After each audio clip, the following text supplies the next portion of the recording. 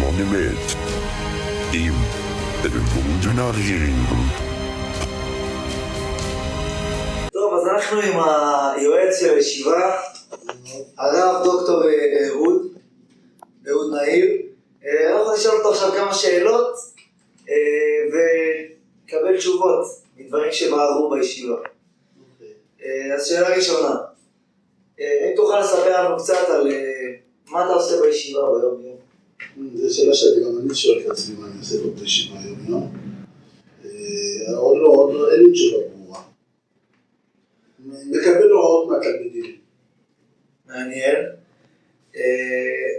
ועכשיו עוד נושא שבוער מאוד בארץ ישראל, מה דעתך על רפורמת החלב? אני בעד.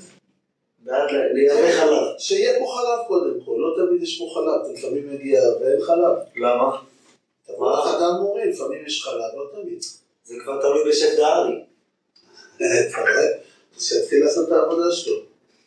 אז זה כבר רפורמת המטבח. עברנו רפורמה. גם וגם.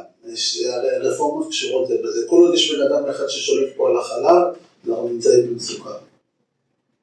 טוב, אז הרב בעד רפורמת החלב ורפורמת המטבח, נציין את זה. ומה דעתך על מצב החסה בשווקים? בשוק ברחובות, בשוק בלוד? חסה זה מוצר מאוד חשוב. חסה זה האוכל של האוכל שלי. וחשוב מאוד אתה אוהב חסה? אוהב את האוכל שלי, והאוכל שלי אוהב חסה. אני אוהב סטייקים. שאין לו שזכין. תודה. אם אתה היית ראש הישיבה, מה הדבר הראשון שהיית משנה? אני הייתי מחליף את ראש הישיבה. אבל זה אבסורד. למה זה אבסורד? אני הייתי ראש הישיבה. אני חושב שהיה צריך להחליף אותי מיד. ואם לא היית ראש הישיבה, אם היית חוליה משפיעה בישיבה, מה היית משנה? הייתי שם את הרב אסף כראש הישיבה. לא היית משנה שום דבר בהתנהלות הישיבתית. יש הרבה דברים לשנות בהתנהלות הישיבתית, אבל אם אני הייתי ראש הישיבה, הדבר ראשון הייתי מחליף את ראש הישיבה. טוב, אז הרב אהוד תומך בהחלפת ראש הישיבה. אם אני הייתי ראש הישיבה. נכון. ושאלה אחרונה, האם יש שלב שאפילו אתה לא מאמין לעצות של עצמך? רוב הזמן אני לא מאמין לעצות של עצמי. אומרים שמי שיודע לעשות אז הוא עושה, ומי שלא יודע לעשות אז הוא מייעץ. בשביל זה אני יועץ. יפה. טוב, אז נסכם את הדברים. הרב אהוד אומר שהוא לא יודע עדיין מה הוא עושה בישיבה, אבל הוא מקבל הוראות מהתלמידים. לרוב. הוא תומך ברפורמת החלב, ותומך בלהחליף את שף דהרי. לא אמרתי את זה. לא אמרתי שאני תומך, רק צריך לסכסך אותי עם שף דהרי. לא, זה דברים יוצאו מהקשרם. מצטערים. הוא רוצה יצאתי איתך בסדר, שלא... הוא רוצה שיהיה שלא יצחסכו בינינו. שיהיה מה שנקרא אספקת חלב סדירה. אני חושב שלקראת השנה הבאה צריך להעיף מפה את כל השביליסטים. מה? כל הדרכים כשרות להביא לכאן חלב. כל הדרכים. חד משמעית. תודה רבה. היה נחמד מאוד, אחלה רעיון. נפלא. תודה רבה, הרב.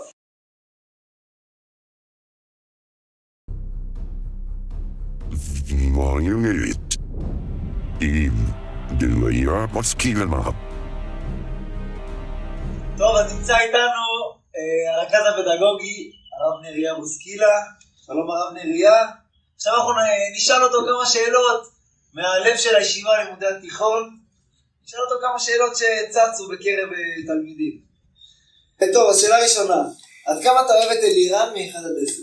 קודם כל שלום לכולם, אני אוהב את כולם באותה מידה, אני חושב שאלירן עושה קודש, ואחד הדברים החשובים זה לבנות את התחום הערכי שהוא חלק מהמובילים בו.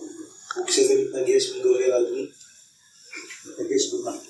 עם הערכים מתנגשים במקצועיות. כמובן, נכון? אין שום סיבה שזה יתנגש, זה הבאה, טליה, במובן הזה שנכון שהתורנים והערכי הוא במקום ראשון, אבל צריך למצוא את הדרך לשלם את שניהם ולהציע בשניהם. נפלא. טוב, אז אנחנו נתקדם לשאלה השנייה. אם לא היית מנהל תיכון, מה היית?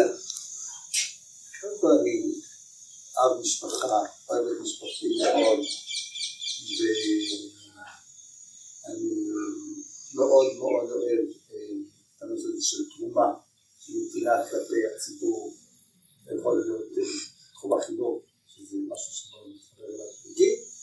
וכל תחום שאתה מרגיש שאתה עושה למען הכלל, זה חשוב. יפה. איזה סיטואציה מוזרה קרתה לך בין כותלי בית הספר, בין כותלי הישיבה? שיעורי תיכון זה סוגיה מאוד מורכבת בישיבה, וכאן כמו שאתה יודעים פה, בכלל, קודם כל משהו ייחודי לישיבה, שאני שמח לראות שהילדים פה בסך הכל שמחים, יש פה אווירה משפחתית,